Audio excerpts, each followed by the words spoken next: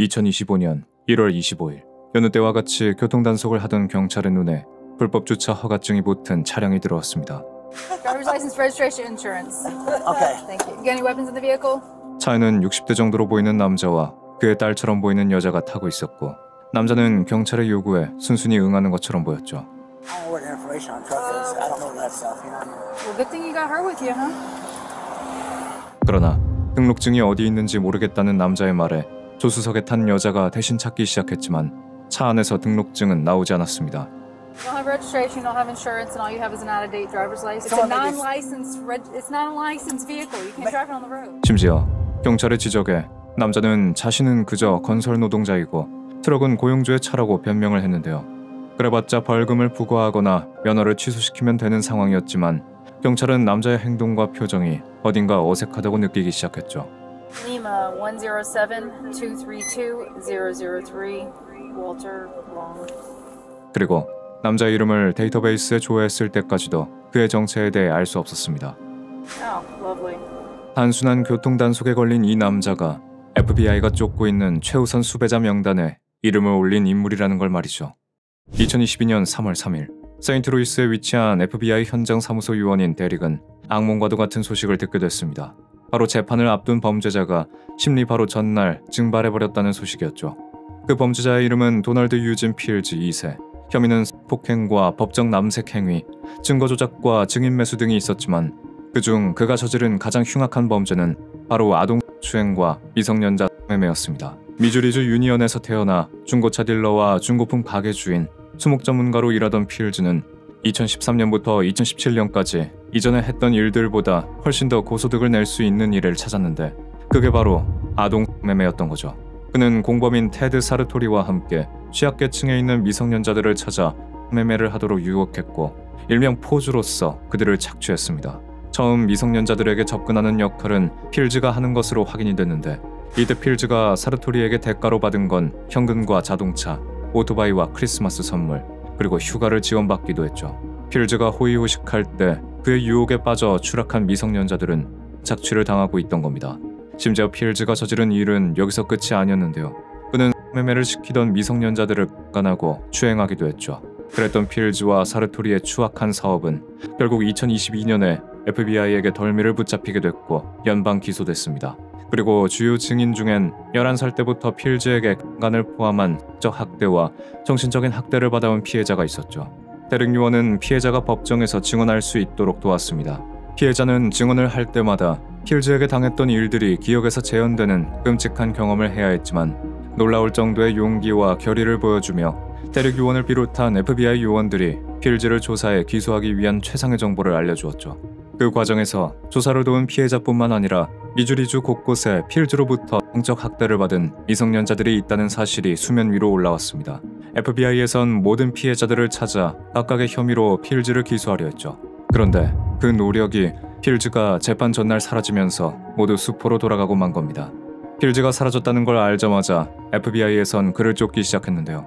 182에서 195cm 사이의 키와 100kg이 넘는 몸집, 갈색 머리와 갈색 눈동자를 가진 필즈의 얼굴은 전국적으로 수배 명단에 오르게 됐습니다. 양쪽 무릎과 양쪽 다리, 왼쪽 종아리와 사타구니, 가슴의 흉터, 그리고 오른쪽 어깨에 트라이벌 문신이 있다는 특이사항과 함께 말이죠. FBI는 필즈를 잡기 위해 할 수 있는 모든 것을 동원했습니다. 필즈의 목에 3억이라는 포상금을 걸었고 미주리주를 중심으로 고속도로 광고판엔 언제나 필즈의 소름 끼치는 얼굴이 걸려 있었죠. 그들은 필즈가 도주한 뒤 켄터키와 인디애나 등 여러 주로 이동을 했다고 예상했고 플로리다에서 오랫동안 숨어 있을 거라 확신했습니다.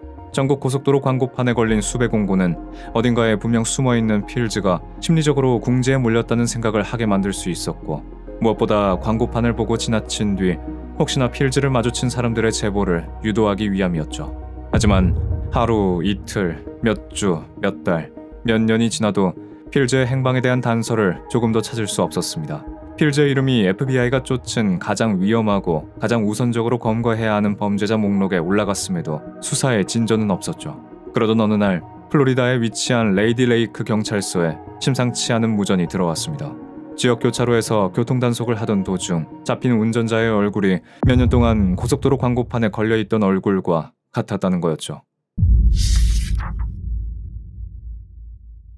알카에다의 전 수장이자 세계에서 가장 악명이 높은 테러리스트인 오사마 빈 라덴, 사상 최악의 연쇄살인범인 테드 번디, 멕시코 마약 카르텔 지도자인 호아킨 엘 차포 구즈만. 이들의 공통점은 바로 연방수사국 FBI가 관리하는 미국에서 가장 위험하고 우선적으로 붙잡아야 하는 10대 범죄자들 목록에 이름을 올렸다는 겁니다. 만약 이 목록에 오른 범죄자가 잡히거나 작전 도중 사살당하는 등 명단에서 삭제된다면 또 다른 범죄자가 추가될 수 있는데요.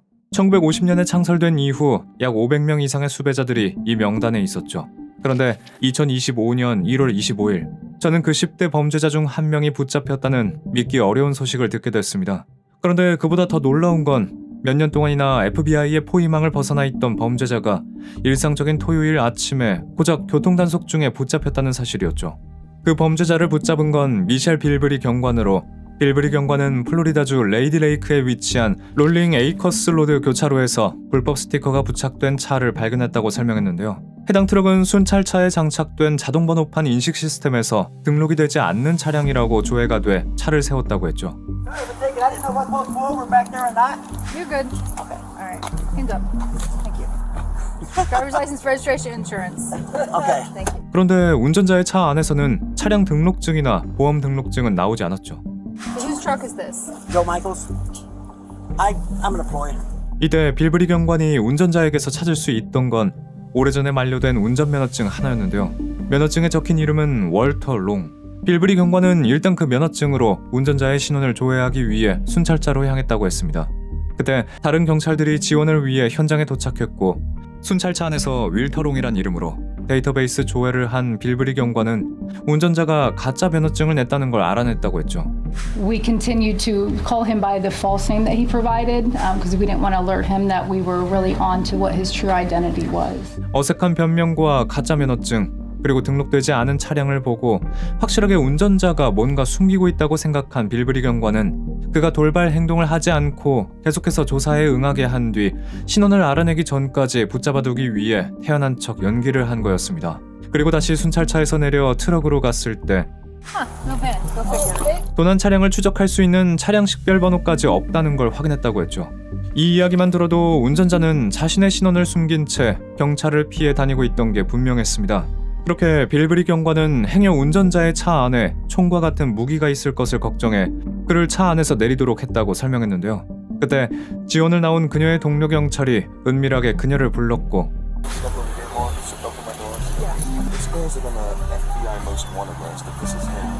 드디어 운전자의 진짜 이름을 알게 됐던 거죠. 동료가 보여준 MDT 화면에는 방금 트럭에서 내린 남자 도널드 유진 필즈 2세의 얼굴이 있었습니다. 이로써 수상한 남자의 행동이 모두 설명되는 것 같았는데 그렇지만 빌브리 경관에겐 밖에 있는 저 남자가 화면 속 인물이라는 마지막 절대적인 확신이 필요했죠. 그녀는 그 확신을 확인하기 위해 다른 경관들에게 잡혀있던 운전자에게 향했고 Mr. Long, one more thing for me. Can you turn around and lift your shirt? Show this officer your back, please. 빌브리 경관에게 그 당시 상황에 대해 전해 듣고 있던 저는 감탄할 수밖에 없었습니다. 그때 경관이 확인하려던 건 바로 필즈를 잡기 위해 알려져 있던 그의 어깨에 있는 트라이벌 문신이었죠. 하지만 그때 곧장 그의 어깨에 문신을 보여줬다면 자신의 정체가 탄로났다는 생각에 난동을 부리거나 도주하는 돌발 행동이 발생할 수 있었습니다. 빌브리는 이를 방지하기 위해 일단 어깨가 아닌 등을 보여달라 했고 자신이 아닌 옆에 있던 다른 경관을 향해 보여주라고 말해 자연스럽게 자신을 측면에서 그의 어깨를 확인할 수 있었던 거죠. 그리고 결과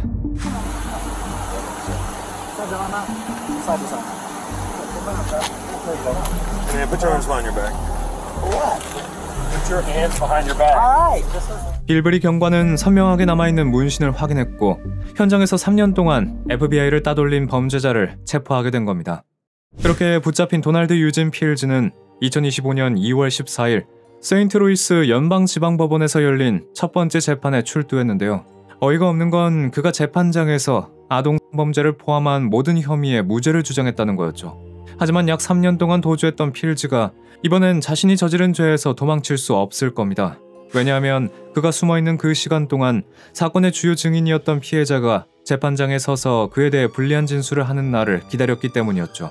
참고로 필즈의 공범인 테드 사르토리는 2024년 11월 7일 유죄를 선고받고 징역 10년형을 받았고 이때 사르토리의 재판에서 증언을 했던 피해자는 2월 14일에 있었던 필즈의 재판에도 참석을 했습니다.